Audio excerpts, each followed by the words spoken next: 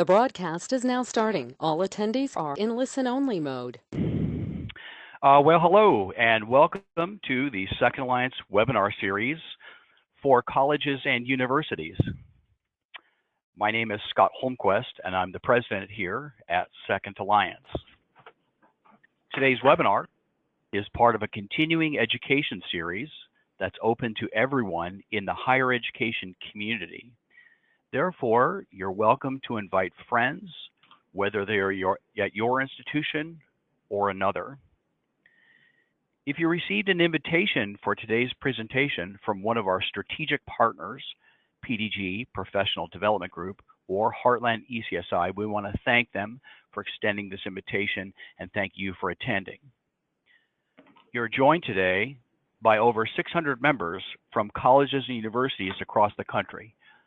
I can see we still have members joining the webinar this morning, so hopefully we'll have a chance to get them all signed up before we begin the presentation. Handouts are available. If you notice on your control panel, for some reason it's named oddly. The actual name of the file is FERPA handouts, but you should be able to print it if you wanted to take notes along copies of the slides. That's there. A copy of this presentation, a copy of the slides, will be mailed to you by email after the presentation, so you'll have a copy there. Today's broadcast is being recorded and will be available online at secondalliance.com. We'll send you a link for anyone that was not able to attend today's session. We'll answer questions along the way, and we'll try to get to most of them. We do have quite a large audience today. So anyone we can't get to, we'll follow up with an email. Our topic today is on the Federal Education Rights and Privacy Act, otherwise known as FERPA. This act protects a student's privacy when it comes to who may review their educational records. Though it's been law since 1974, each year, new students and a new set of confused parents enter our institutions, and we must explain the law and how it applies to them. This webinar will define FERPA, let you know who is protected, what records it applies to, and what is not included. Today's presenter is LeRoy Rooker. Mr. Rooker is a senior fellow with ACRO FERPA Consulting and is the nation's leading authority on FERPA. As the director of the Department of Education's Family Policy Compliance Office for 21 years, he administered laws and policies designed to help protect the rights of America's 58 million students. Mr. Rooker is well known in the post-secondary world because of his extensive outreach to the higher education community while at the Department of Education. Sitting in also on today's broadcast is Mark Goodman, the Director of Education at Second Alliance and the former Associate Bursar at Temple University. Well, I think that covers all of our housekeeping items. We'll have some more at the end of the broadcast. Thank you for presenting today, LeRoy, and I'll go ahead and turn the presentation over to you. All right, thank you, Scott. I appreciate the opportunity to be here and to have our FERPA discussion as we go along here. So as we there you go. There we go. Now it's moving. As we talk about FERPA and the rights of students when it comes to FERPA, and I'm going to talk about the rights as belonging to the student. FERPA applies to elementary, secondary, as well as post-secondary, but when it comes to students who are attending a post-secondary institution, the rights are always with the student. So what FERPA says is the rights belong to the parent until the student turns age 18 or attends a post-secondary institution at any age. So it doesn't matter the student's age. They can be under age 18, but the rights still would reside with the student. And there are three primary rights that students have. They have a right to inspect and review their education records. They have a right to seek amendment of those records. And they have a right to have some control over the disclosure of information from those records. I'm going to focus on the inspect and review and the control piece as we go through here today. And I'm going to start with a series of definitions. First one, and the key definition in FERPA is that of education records. And education records are those records that are directly related to the student and are maintained by the institution or a party acting for the institution. So directly related, it's going to have the student's name, an ID number, a social security number, a parent name, something that links it directly to that student. And the maintained piece is by what it says, again, is the institution's maintaining it or a party acting for the institution. So to the extent that you have a contractor, a vendor who is creating records or maintaining records for your institution, those are also going to be education records subject to FERPA, so long as they continue to be maintained. So FERPA doesn't talk about where they're maintained, it just talks about whether they're maintained. Now, there are some exceptions. There are 5 exceptions at the post-secondary level to that broad definition. I'm just gonna focus on the 5th one here, alumni records, because alumni records ordinarily, once a student leaves the institution, anything that you gather on that student is not going to be an education record. So a name change, a career update, any address changes, those sorts of things, anything that you gather afterwards would not generally be an education record. However, one of the things that we clarified in the 2009 regulations when it comes to alumni records is that any records that are created after the student leaves that relate to the student's time at the institution are still going to be education records subject to FERPA. So example would be the student leaves your institution after the student, maybe they're going to another institution, maybe they're going to graduate school or what have you, but after they leave, you discover some kind of financial aid irregularity relating to that student. As a result of that, a report's generated that that covers what the irregularity was and any details concerning that.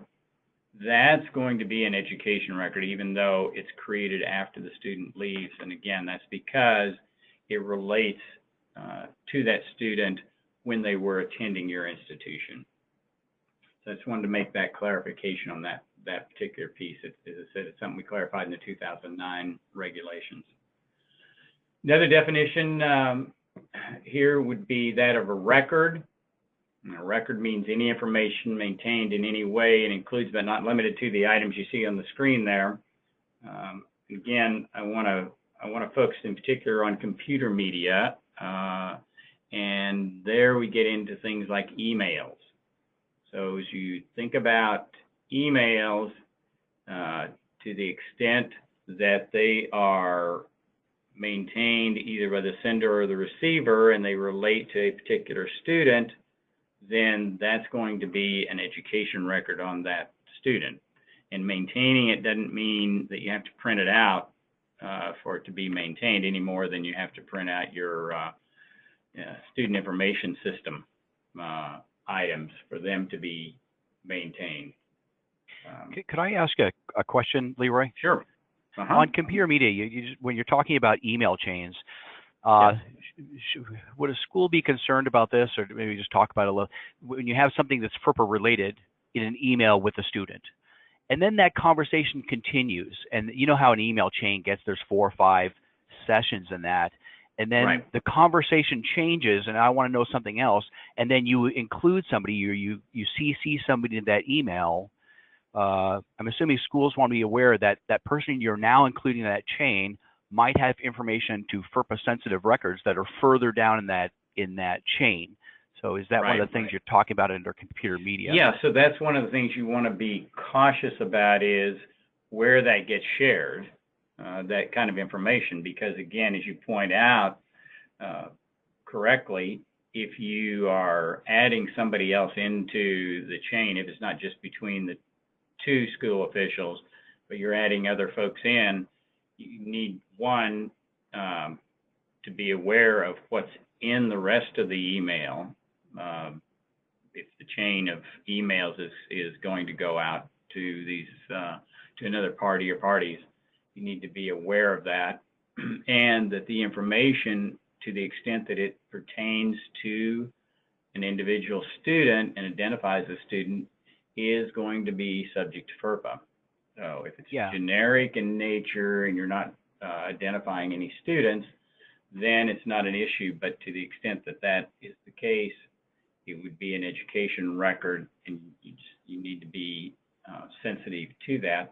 And you may want to think about it in terms of there may be those instances where, rather than putting something in an email, memorializing it in that fashion, that you determine it's better to pick up the telephone and call and talk to the school official at your institution. Exactly. One other question, if I could. Yeah, What sure. would you advise a school if a student wrote in and asked sensitive questions, but they've copied their parent on the email, and you don't have something on file, like a disclosure record from the student, and you don't know who that person is? Do you think that student's email, by copying them, does that acknowledge disclosure, or how would a school react to responding to a student's question? No, the school would not. Yeah, on something like that, you would not want to include the parents on that email back, unless you knew that the student had provided a consent to. Yeah, I think that happens often, and I think schools should be aware of that. You're right, just singly reply rather than right. Or you just reply reply all. to. You don't reply to all. You reply to the student, and even there, you need to. There's that sensitivity of authenticating the identity of who's emailing. So your safest practice and best practice by far is only communicate through institutional assigned emails. And if the student emails from their Hotmail account, to go back and say, we're responding to it, but you'll find it in your institutional email, not your Hotmail, because you don't know who's on the other end of that one.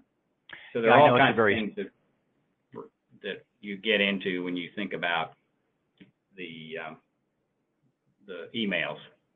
Yeah, this is a real sticky one. I know that students want it to work that way. Like, you might have permission on file. Someone asked a good question. They asked, does a parent's third-party email have to be contained in the institution's database in order to provide information related to the student's record?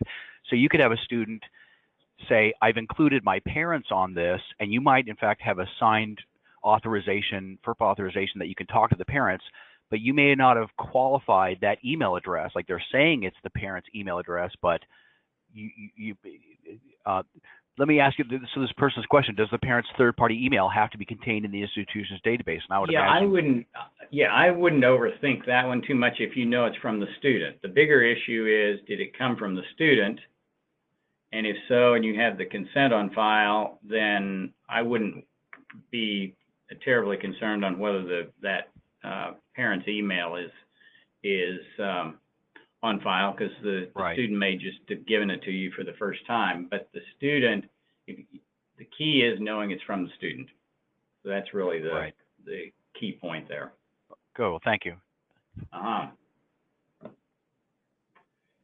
And then another definition we've got here is personally identifiable information, and it's just the obvious things, everything from the student's name, but you'll also notice your student's parents or other family members, Social Security numbers, student ID numbers, biometric records. You've got your indirect identifiers.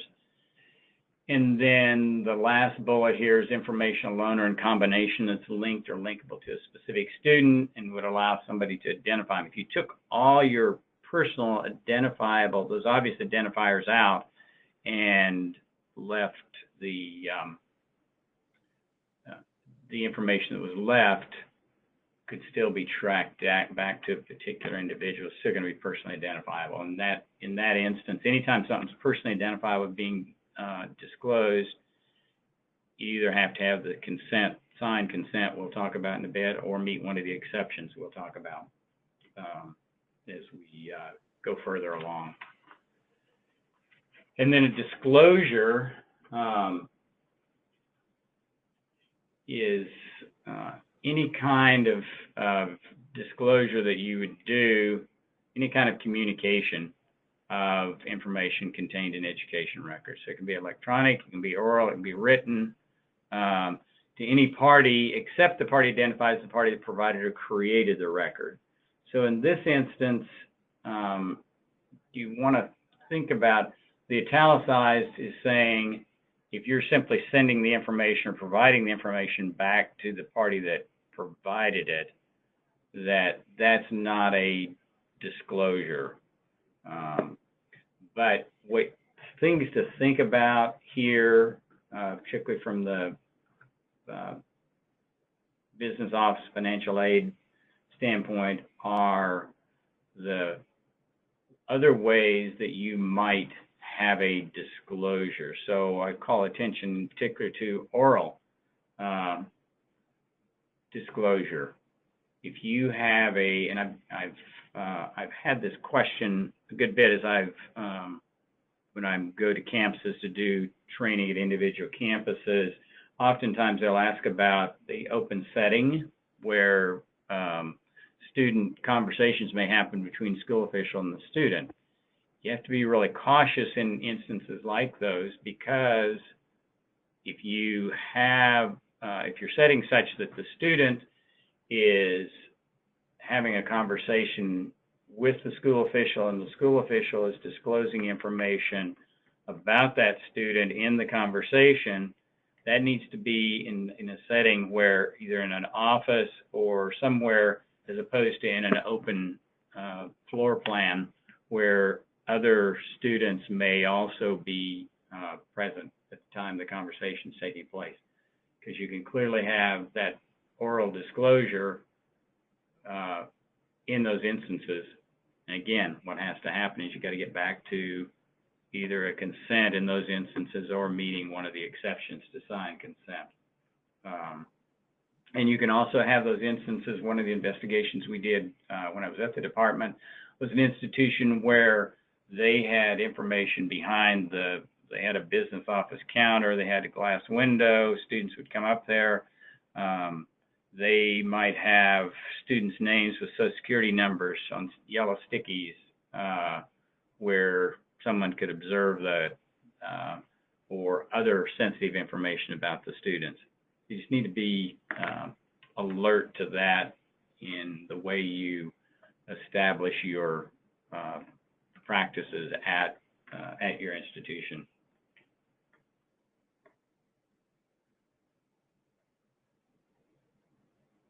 Directory information, I mentioned this just briefly. This is information not generally considered harmful or invasion of privacy if it's disclosed. This is an institutional decision what to include in this list with the directory information. This is where the student can opt out, though, and say, I don't want this kind of information disclosed. But in particular, and the reason I wanted to mention it is in the 2009 regulations, we also clarified that you're specifically prohibited from designating a social security number as a directory information item or any part of it. Same thing with student ID, except to the extent that it only identifies a student in a system of records. And if that's the case, you could potentially have the ID, but otherwise you couldn't have the ID. And in particular, directory information cannot be disclosed without consent if it's linked to other non-directory information. Example there that happened when I was at the department, I would get This was during the era when a lot of private companies were doing student loans and the financial aid piece.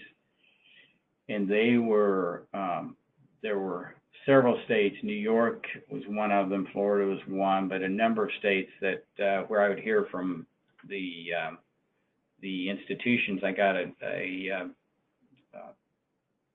inquiry in particular from general counsel at a university in New York, a university system actually, and they had one of these requests coming in. The request was made under the state open records law. They were requesting to have the names and addresses of all students who were receiving financial aid at the institutions. So they did it again under the state open records law. So you always have to look at, oftentimes you'll get requests under state open records, and it's fine to have and most state open records laws specifically exempt anything that's prohibited from being disclosed under federal law.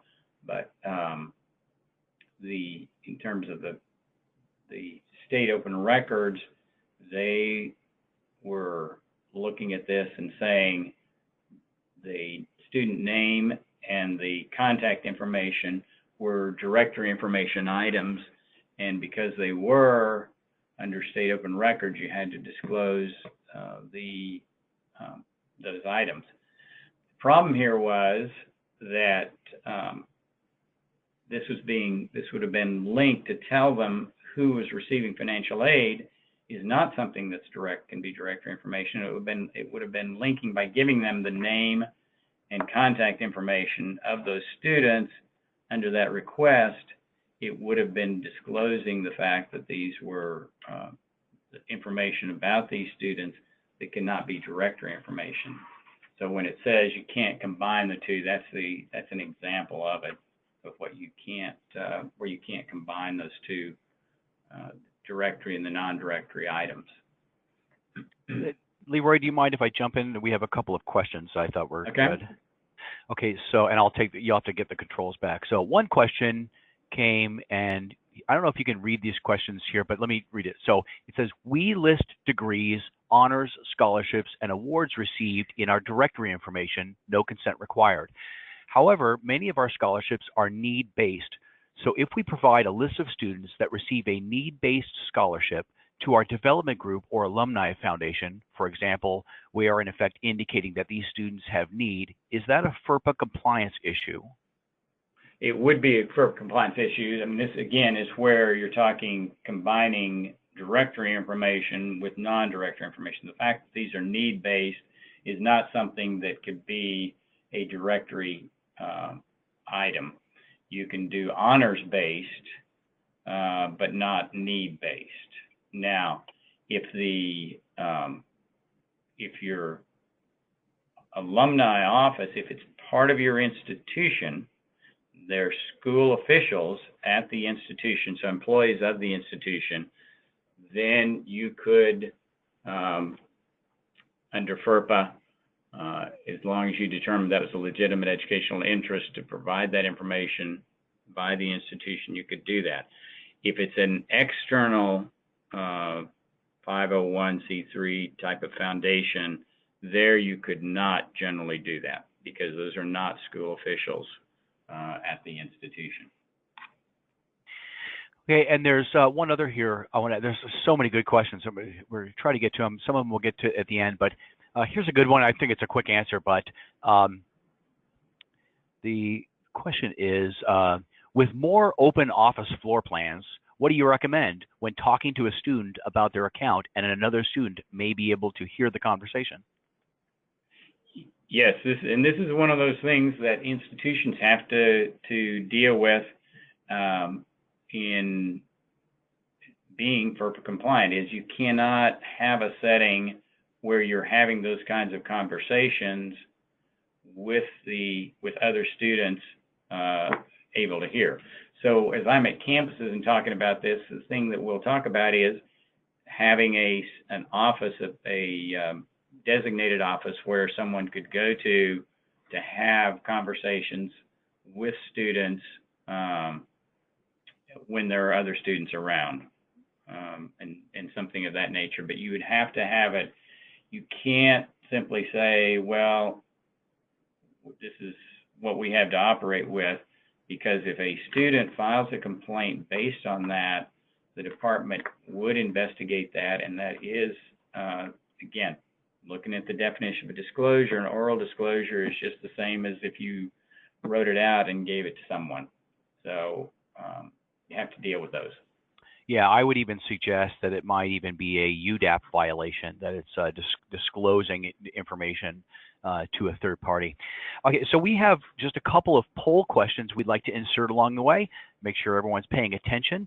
And so they're new to us, we wanted to try them out. So I'm going to pop a poll question up there, and you're going to see it populate on your screen. And if you could check the answer that you find appropriate. So I'm going to try this now. This is the first time we've done it. So, the questions are exceptions to educational records. And hopefully you can see it on your screen. And you just want to check the one of the records that you believe answers this question. Sole possession records, law enforcement records, employment records, veto. This is a pretty softball question, so hopefully everybody got it right. So go ahead and click that now, and then I'll give you just a couple more seconds to finish clicking that. And thank you very much. And I'll go ahead and just, if you click your mouse, you'll take back control of the presentation, yeah. LeRoy. Yeah, so a student means anyone who is or has been in attendance at the institution and regarding whom the institution maintains education records. So anytime I'm sorry, LeRoy. You know what? I actually didn't launch it. I don't know if it came on the screen. I'm going to go ahead and do that now. Okay. So it launched the polls in process. I can see the numbers. So I apologize. You in the attendees should be able to see the poll question now. What the answer is here, and I'm seeing everybody is getting it fairly right. Thank you very much. I see that. We're moving right along. If you could just click the answer on your screen, I'll give you just a couple of more seconds to complete this poll, and I appreciate your process. Oh, so it looks like we are just about done. So, okay, thank you for participating, and LeRoy, you have the microphone. All right.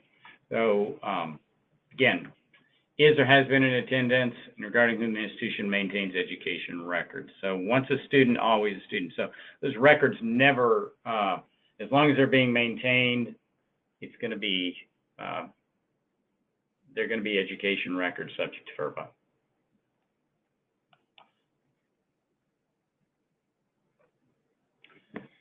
And then just quickly, a couple of things on inspecting and reviewing education records.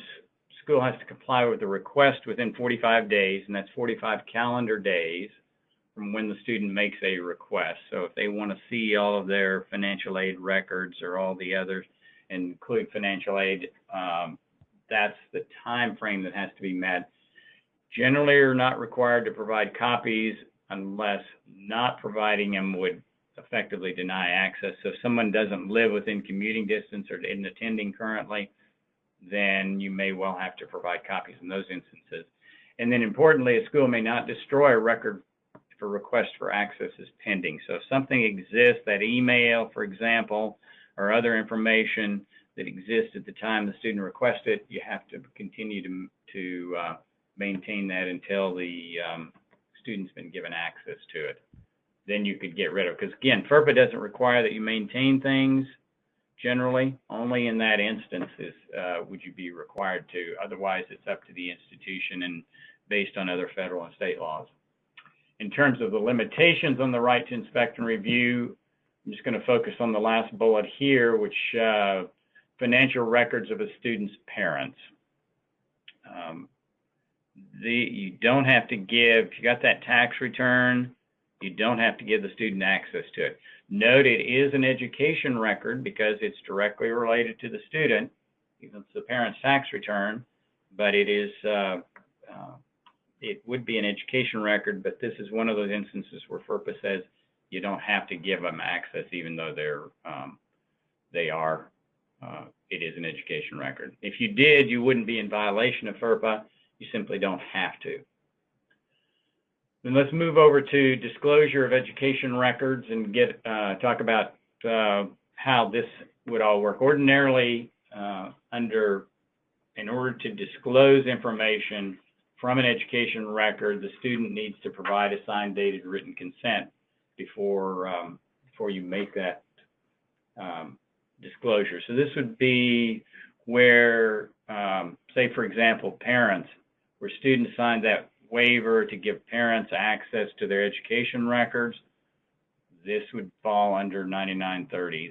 That's what's requiring that, is that the student is saying it's okay to give my parents access. I get a lot of questions about whether the waiver is good just for the school year. It can be while during their tenure at your institution, and it really depends on how the disclosure is filled out by the student. If they limit it, then that limitation is what applies.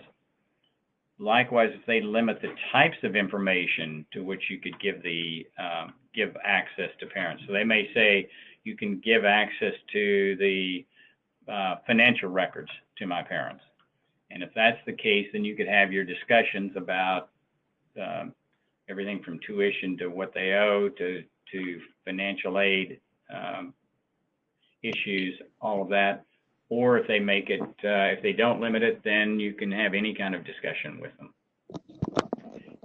And the exceptions to, so this is, if you don't have this consent, there are a number of exceptions in FERPA where you can disclose the information, but only if the very specific conditions that are outlined in the regulations are met. And I've pulled out the ones that are most apropos for today. And the italicized ones I'm going to talk in more detail about here in just a moment. But school officials with a legitimate educational interest, that's where this comes in. This is what lets institutions give access to school officials at the institution, but only if they have a legitimate educational interest. They can do that without having to have consent from the student. Seeks or intends to enroll, this is the exception that lets you forward records to another institution where the student is applying, seeking or intending to enroll. They've made application to another institution. This exception, 9931A2, lets you forward records to that other institution. And you can forward any records, academic, disciplinary, financial, anything can go under that. Next one's authorized representative of state educational authority. This exception lets you forward records to your state higher ed authority or to the Secretary of Education, so long as they are for audit, evaluation, or enforcement. But it must be for one of those three areas. And again, all of these have more detail in them. The next one, financial aid exception, we're gonna look at that one and some of the regulations that relate to that in particular here in just a moment. But the other exceptions I want to talk about are parents of a dependent student. So this exception permits the disclosure to those parents who claim their son or daughter on their income tax. It's specifically, it's different. Dependency is different from the defined term in student financial aid. There, it's a different definition. This exception is specifically tied to the IRS tax code, and means the student's got to be claimed on the tax return in order to do that. If they are, then as with any of these, you may provide the information to the parents if you have that documentation. Subpoenas and court orders.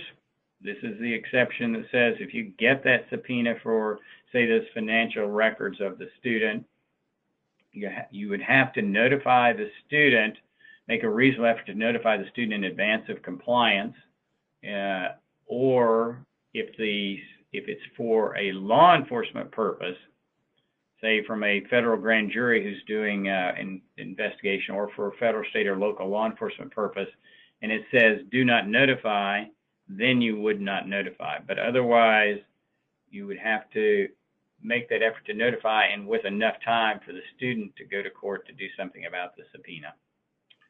Directory information, that exception's there. We've talked about that one. To the student, this is the only one of all of the exceptions that is you must do. You must provide the student access, but again, only if there is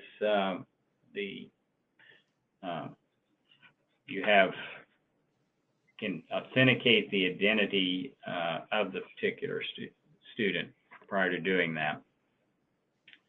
And then I want to do a bit more detail on a couple of these. One, school official. This is in the regulations. It's recognized you could use other outside parties, say a contractor, to do something for you.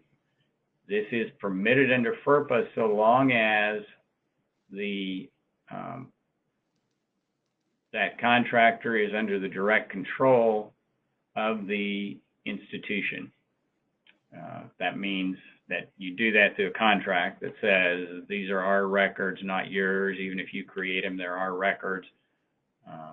You just want to keep a strong focus on controlling the ownership of those records. But you can do that. They can only use them for the purposes that you are contracting them with. That's all they can do with those is operate in that as your agent in that instance. LeRoy, do you recommend that schools have strong language to this in any contract that they have with a contractor? Yes, they should always. When I'm on college campuses doing training, one of the things I always recommend is that two offices see any contracts. One is your general counsel, one's your registrar, or whoever's got the responsibility for FERPA at your institution, because that's easily overlooked, the FERPA piece, and that can most definitely get institutions run them into problems when their vendor isn't FERPA compliant.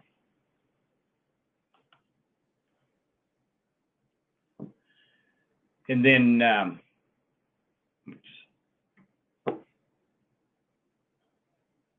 the other one's the seeks or intends to enroll exception. So I wanted to make note of that. We've talked about that, and that's where you forward records to a school where a student seeks or intends to enroll. Ordinarily and historically, that ended once the student was enrolled at that other institution.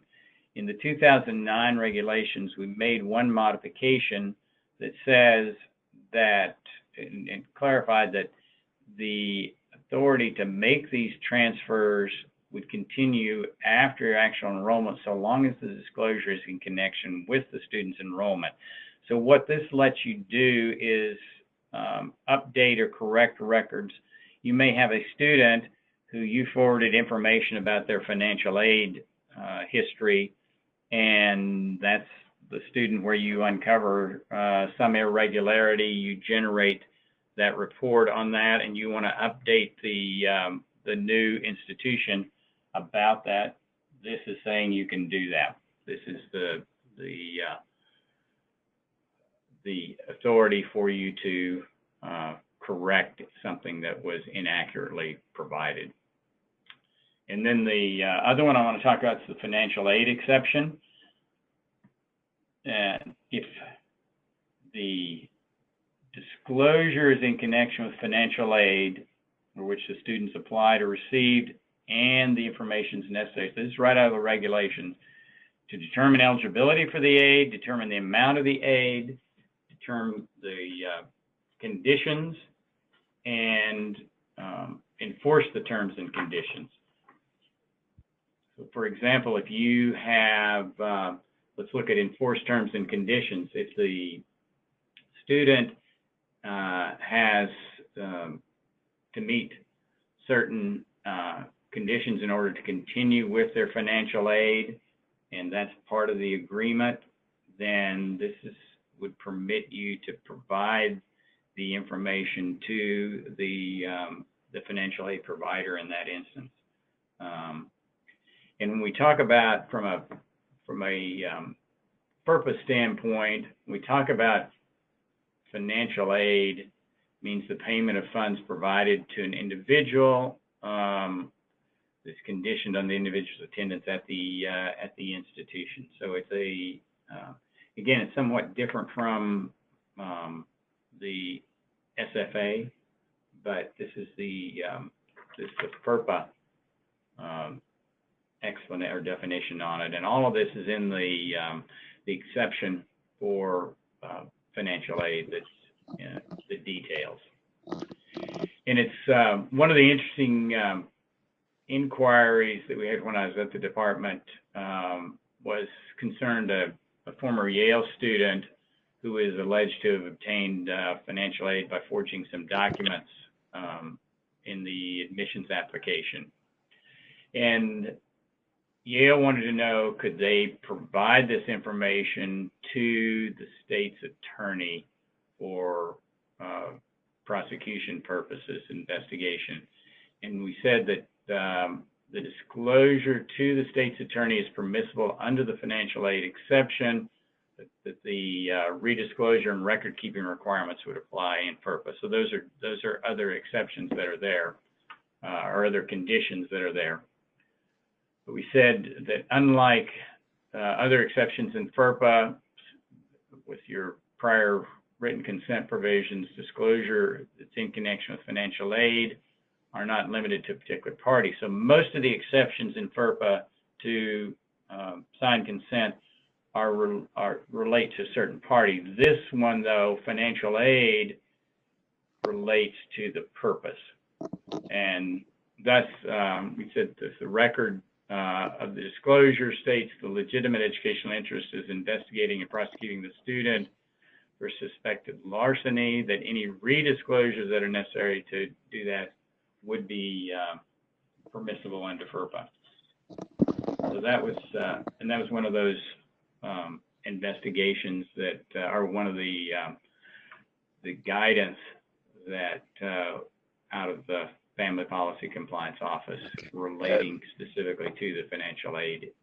LeRoy, Yes. This is Mark. It's something really a couple slides back, but it continues to come up. The written disclosures, waivers, I mean, where the students sign who can see what. Do you suggest that while you have the student at the school, you make them redo them every year so that they're aware that they've granted this position? From a best practice standpoint, that would be the way to go, so that the student is clearly aware that they have that they're doing this routinely. It isn't a requirement of FERPA as long as you have that that signed consent, but it, from a best practice standpoint, I would recommend that. Yes, Mark. Okay, thank you.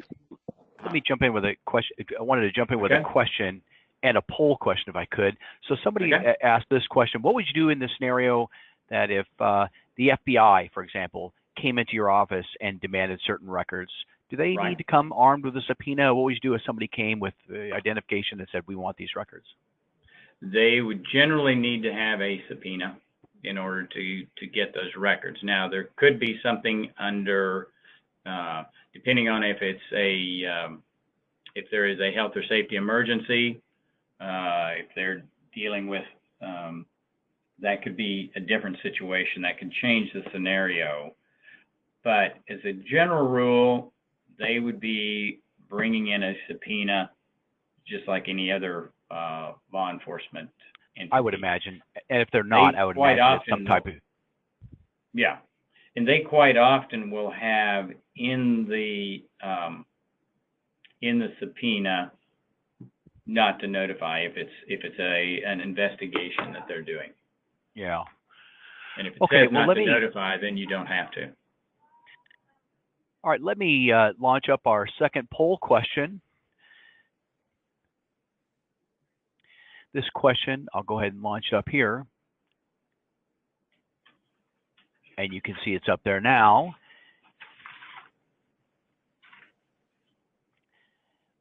And this question is, a school must comply with a student's request within 45 days. So go ahead and populate your answer. I appreciate it. I'll give you just a few seconds. We've got about 60% of people polling done. Thank you very much.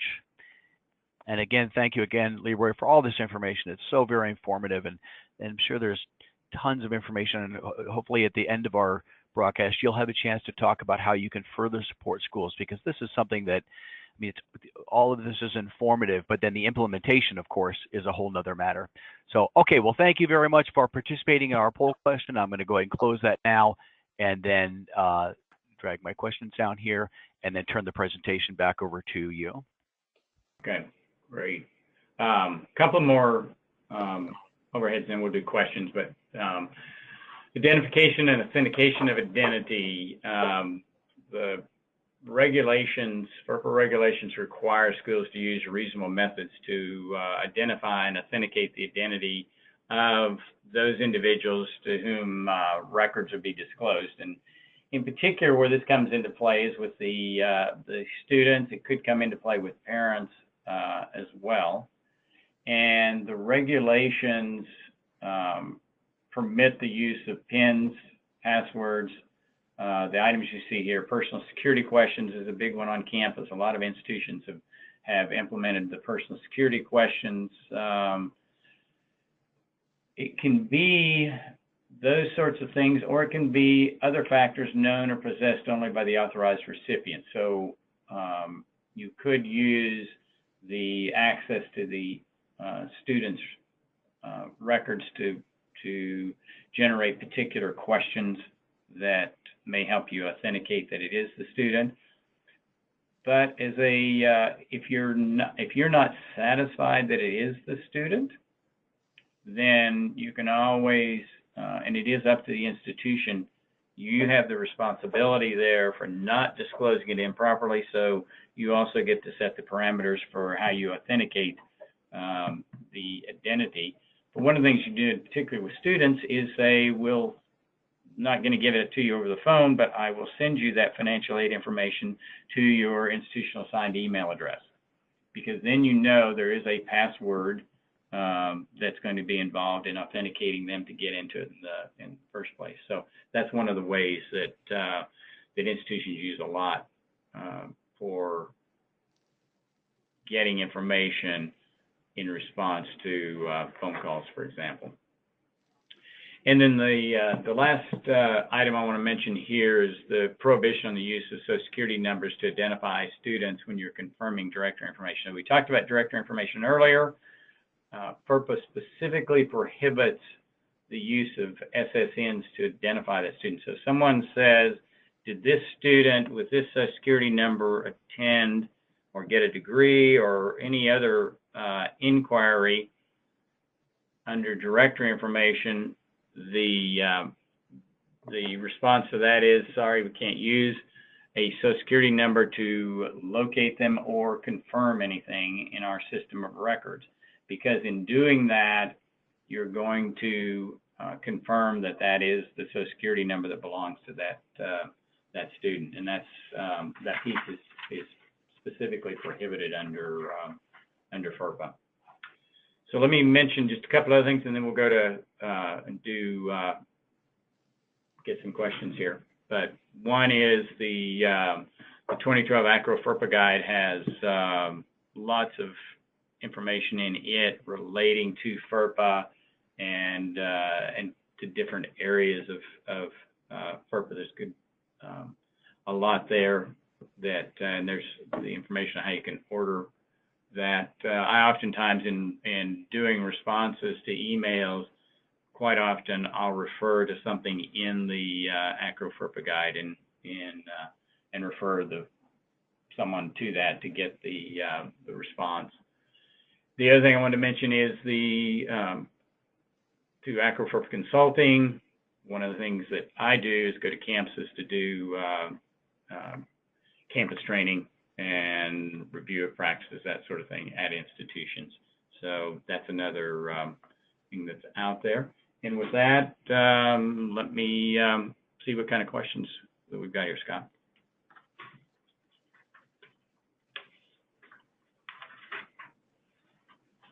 Are we, Scott? Oh, I'm sorry. I had my mute on. Let me pick it. Okay. So, okay. Sorry. Thank you very much, LeRoy. Let me address some housekeeping issues real quickly. Okay. After the presentation, we'll be sending a copy of the slides to you. And yes, there's a recording available. We'll have a link to that. I'm going to include LeRoy's contact information. If you'd like to contact LeRoy and discuss having him and his team come to your campus for FERPA compliance, this is exactly what they do. We do have a couple of questions. Let me just mention a couple of things here too. We have an upcoming webinar next month, May 17th at 11 a.m. 2 p.m. Eastern. I'd like to remind you next month is Mental Health Awareness Month. It's also the 10-year anniversary of the terrible Virginia Tech tragedy. This session is on campus mental health, helping students in distress, and it's a very interesting topic. Have you ever wondered if it's appropriate to ask a student, do you think you're going to hurt yourself? Or have you considered seeing a campus counselor? And I will tell you that Dr. Jamie Davidson is an excellent speaker, and he was a conference favorite last year. And I would encourage everyone on this webinar to sign up next month, and members of your staff to sign up for this webinar next month. We also have a conference coming up, Careers in the Collections in July. There's 20 training sessions. It's $399. A couple of sessions I'd like to highlight. The Consumer Financial Protection Bureau will be speaking at this event. Patricia Scherzel, she is the student lending program manager. She's going to be talking about compliance management systems, supervisory and examination manuals, training. She's going to give a list of UDAPs that have been identified during examinations. They're also going to talk about loan modification programs in their view. Also, Alicia Molt, the Deputy Chief of Staff for Congressman Mark Pocan, who introduced this month the Perkins Loan Extension Act, will be speaking along with Wes Huffman, the Associate Director of Cohio. Lastly, there is a certificate of completion available at the end of this broadcast. We used to give them away for free. It's just become too big, so we're asking for a nominal charge. It's available for a nominal fee of $4.99. We'll send you a link if you want to complete it. It's very nice. It's got a foil emboss on it. You can hang it on your wall and show to your bosses you're completing this training. So let me jump into some questions here. And while I'm asking those questions, I'm going to launch our last poll question up there. We'd like to know as an agency how to engage with you afterwards. We'd like to become on your bid list. So I'm just going to leave this poll question up on your screen and then ask questions as we go.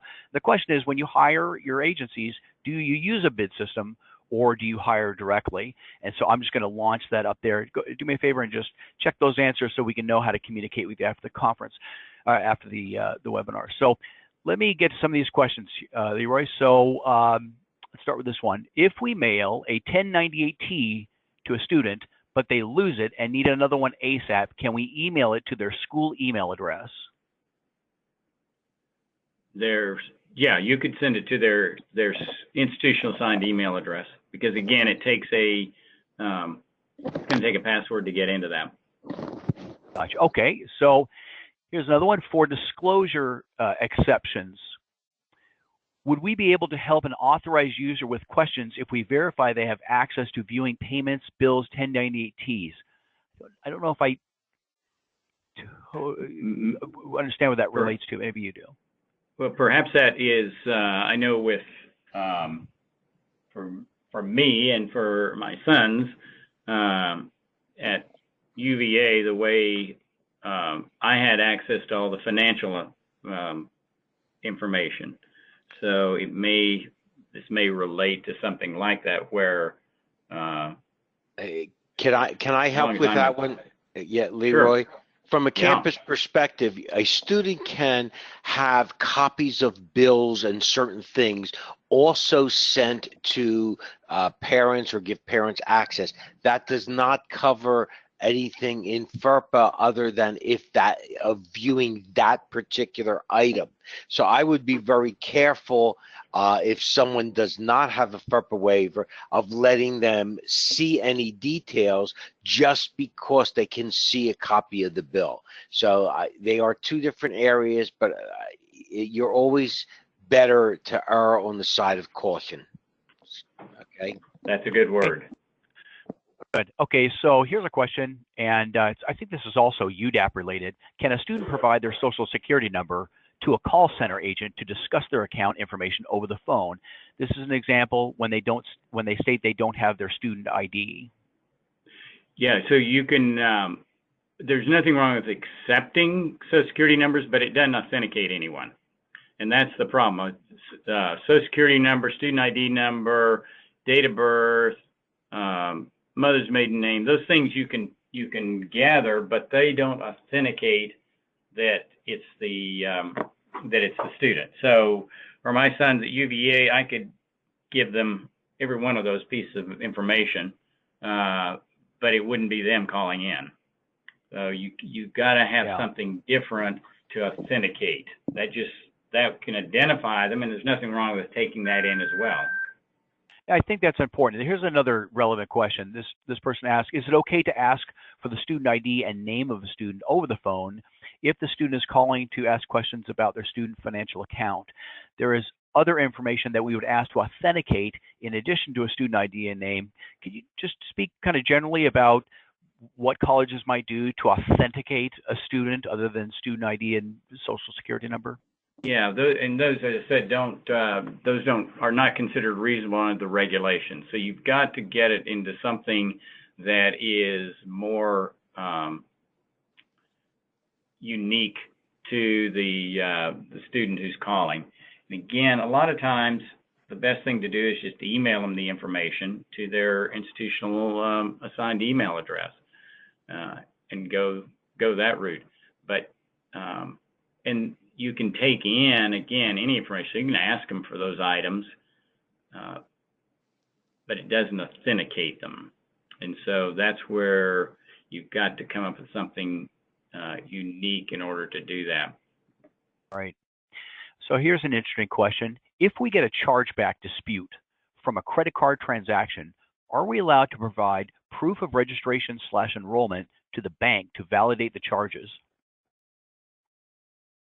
Yes, you could do that if you've because that's if you've gotten that that request, something like a check bounced or something like that.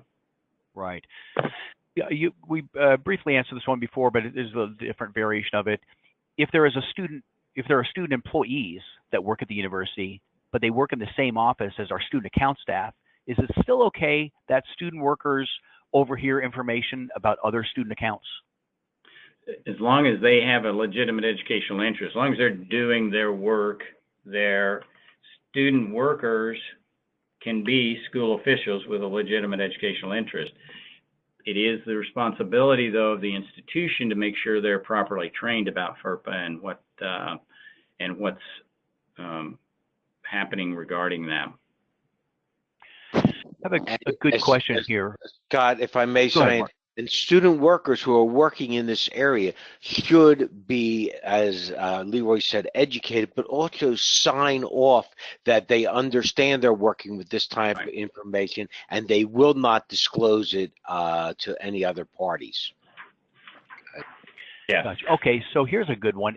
If we need to confirm information from another school for a student with a very common name, are we or are we not allowed to confirm by giving the last 4 digits of the social security verbally? Well, I'm not sure why they would confirm information from another school, but if it's a student who has, who is under that seeks or intends to enroll exception we talked about, then you could provide any information concerning that student under those circumstances, because that's a specific exception that lets you do that.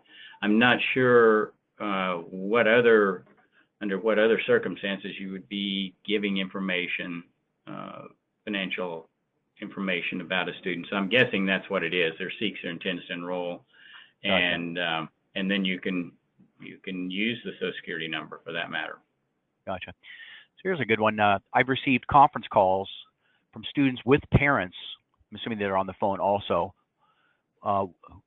What can I do to tell them I cannot talk that way without written authorization must be signed? So what would you suggest? A student calls in, have their parents on the phone and they have no authorization, or anyone on the phone. That I would say they need to have that in order for you to have the conversation. There's not a good way around that one. If they bring them in and they walk in the office with them and you're talking to them, you can pull out the form and say, you need to sign this consent form, and then we can have the conversation. But if they're there and you don't have that, technically there's not any way around that particular either signed consent or or meeting that exception. Okay. All right. I'm going to get to one more question here, and then the rest we'll take by email, and we'll send the follow-up information. This is a long one, so I'm going to try to say it slowly here. We have a faculty member that has requested information about financial awards because he has instituted texting campaigns to students as part of his research, and in order to determine effectiveness, he needs to compare financial aid awards and timing from this year to prior years. However, this is not part of his job as a university professor, but is supporting the research he is doing here at the university. These texting campaigns help us in financial aid because he is getting students to complete financial aid application and to do list items earlier. Would we need students' consent before we provide award information to the professor? Generally, yes. Now, if it is a research being done on behalf of the institution, there is an exception, a studies exception in FERPA. I didn't talk about it today, but there is one in FERPA that would permit the disclosure of this information if it is research on behalf of the institution. If it's research on behalf of the professor or the faculty member, or oftentimes you get school officials who are working on their doctorate and they want to do something, it would have to be on behalf of the institution. There would have to be, if you look at the conditions that exist in that exception, there's got to be a written agreement. There's got to be it's got to be clear what the purpose of it is and why it's the institution is supporting it, and what can be done with the information, what can't be done, that sort of thing. That would be the exception to look at. It's 9931A6. Well, very good. That's excellent. Mark Goodman, do you have any last-minute words you'd like to add? No, thank you, LeRoy. Just the one thing is, when people call on the phone, be very careful, because as LeRoy mentioned, parents can call in and give you all the information. What they may not be able to do is a series of questions that the department has set up. For example, what class did you take first thing in the morning on Saturday in your freshman year? There are different things that you can set up, and I would be very careful about giving information over the phone without fully identifying somebody. Other than that, thank you very much, and thank you everybody for attending. Yep. Thank you all. LeRoy, thank you very much for the excellent presentation. This information is very valuable. I urge you to contact LeRoy if you need FERPA assistance on your campus, either by purchasing his FERPA manual or by having actually attend your campus. After this broadcast, we'll be sending an email with the information, copy of the slides, upcoming events. Also, PDG, Professional Development Group, has some upcoming free webinars you might want to check out, so we'll send that information to you. Thank you all very much again for attending. We appreciate your time. We hope you have an excellent day, and we'll conclude the broadcast at this time. Thank you again.